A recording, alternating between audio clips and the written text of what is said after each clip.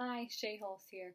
If you don't know me, I am a mom of two. I have an 18-month-old and a 4-month-old, and I help other moms build sustainable businesses for more time and more freedom and more time with their kids. And so, what I want to talk to you today about is how to have a magical life, right? So, I had the good fortune to read a book, and it is called Have a Magical Day. And it talks about the 7 keys to having a happy life, right? And so, this is by Wendell Miracle, and he has hundreds of thousands of followers on Instagram. So you can find them at Hope Nuggets. And so I'm not going to give away all of it, but I will tell you just some of it. Um, and so, just to be clear, I'm not getting paid for this specific YouTube video here, but I do get a small percentage if you buy through the link in my blog post that will be on my blog that you can find down below. So, that aside, I would like to mention that some of the things that he mentioned is just to start every day with gratitude. So I don't know, if you're a mom like me, most of your days usually start with someone jumping in the crib and the other one's crying because they're hungry already, and like it's like that. That's how my morning is. It's like sleep 1 second, someone's jumping and the other one's hungry, and you're like, whoa. so so sometimes it's difficult to wake up in a happy-go-lucky kind of attitude when you're just so abruptly woken up. But when I stop myself and I think about to be grateful and to have an attitude of gratitude for even just waking up that day, right? And yes, I have 2 children, and they are both under the age of 2, and it can be difficult sometimes. Don't get me wrong, but you know, I have to remember at the same time that I'm very, very lucky to have my 2 children. I'm very lucky to have a boy and a girl that are both happy and healthy, that love me so very much that they want to be surrounded by me constantly. I am also very fortunate that they both take naps, which allows me this time to do these videos, to do my blog posts, to build a sustainable future for myself and my children, right? And my husband. He's in that mix. Um, there's one of the toys that just goes off randomly because I think it's possessed by, I don't know. It's just, I hope it's just someone nice that wants to say hello, but it goes off all the time. Okay, I digress. But yeah, being grateful. I'm grateful that we have these toys in our house. I'm grateful that we have, all of the things that we have. And I think that it's very difficult sometimes to remember that you are more fortunate than you give yourself credit for. That, there's a lot that you probably have that other people envy, right? And it's difficult because sometimes you're in it and you don't see it. It took me a very long time to see it. Even now, sometimes I take my husband for granted. I take these stupid toys that keep going off for granted because you're like, oh my goodness, just stop going off, toy. But in reality, someone who loves me, who loves my husband, who loves our children, gave us this toy, and that's amazing, and that's so wonderful. And that brings me to my second point: is to be a blessing. That is another one of the important factors that he mentions in the book, and it's that, you know, it's another one of those things. It's difficult sometimes to get out of your own head and to think of other people. I recently tried to be a blessing to my sister, and I did it the wrong way. I did it in such the wrong way. It's so funny. Uh, and it happens. It happens. But forgive you have to forgive yourself, and you have to forgive others, because we're all not perfect. We all make mistakes.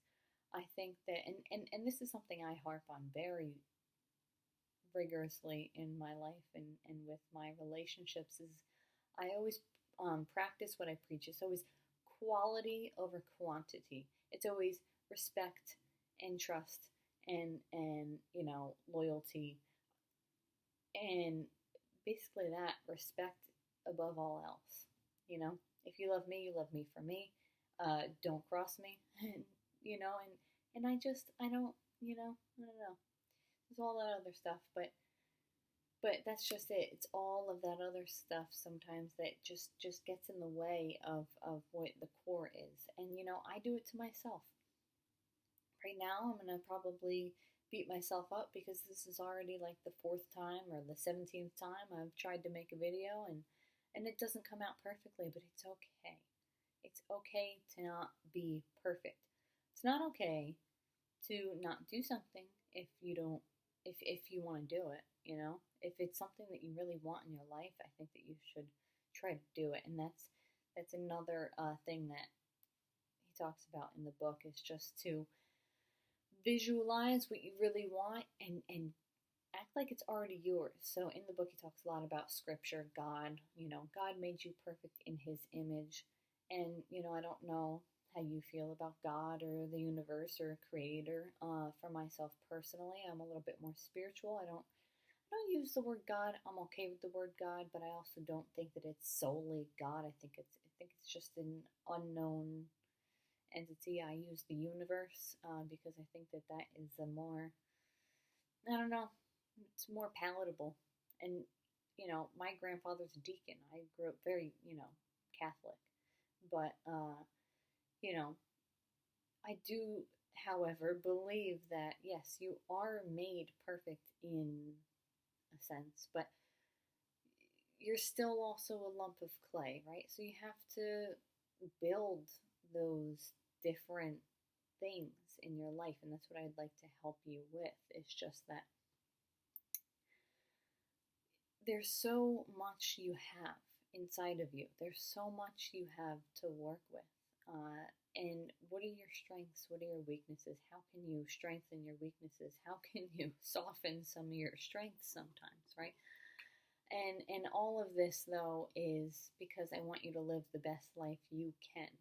And that's something that I had to learn the hard way. It's just that my best life isn't the best life for everybody. And your best life isn't the best life for me. And I had to forgive. I still have to forgive some family members for trying to make me into this perfect image of what they think I should be, what they want for my life. I think everyone at some point in their life struggles with that, who you think you should be versus who you are. And, correct me if I'm wrong, but that's how it has been in my experience. And, even when you're trying to forge your way in business as well as in life, you're going to go through stumbling blocks, right? And you have to forgive those stumbling blocks. But the idea is that you have this visualization, you have this end goal, you know what it is that you want at the end of the day. So that's another key, is that you have to visualize what it is that you want, so that all of these other things, they don't matter that much.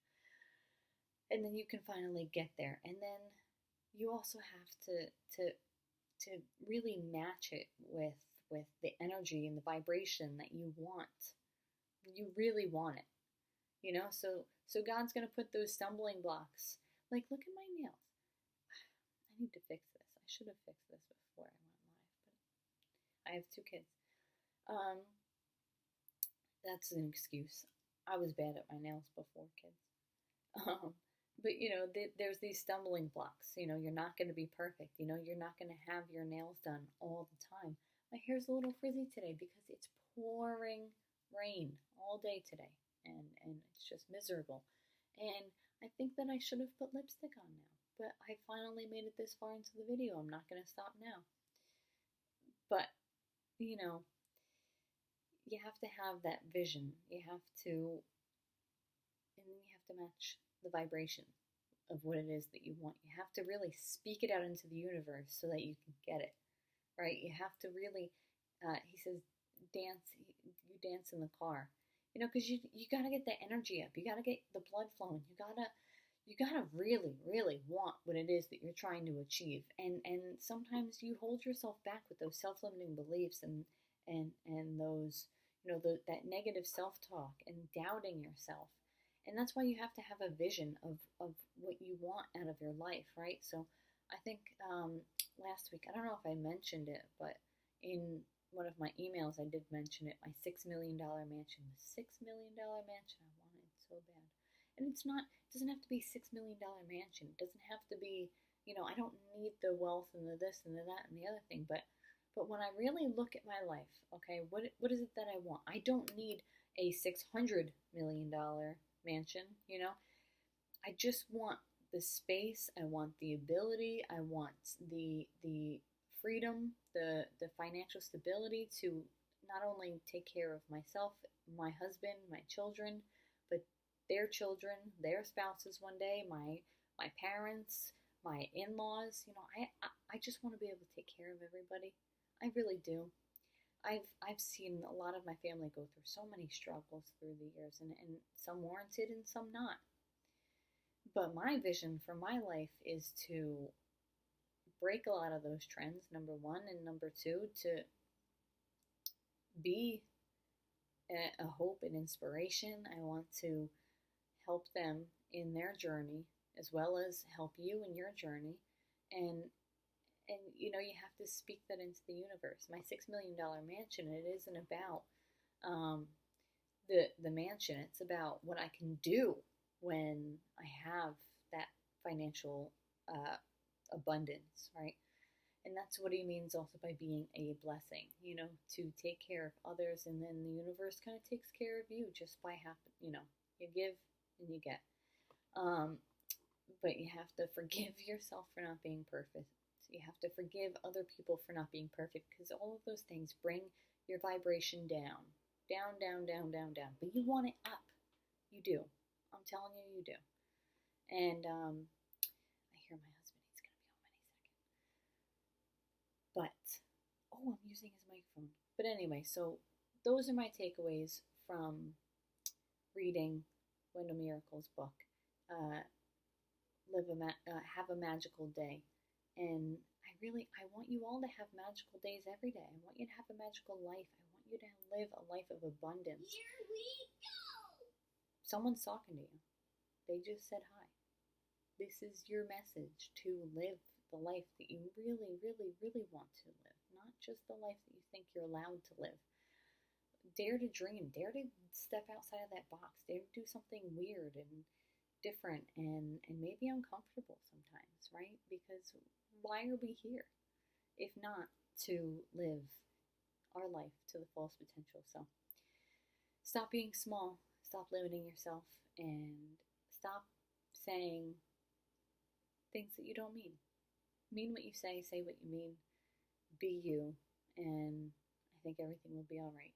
Don't hurt yourself, don't hurt others, and just keep having faith and keep speaking your truth, and I think you'll be just fine. So if you'd like, go check out that blog post and take it from there.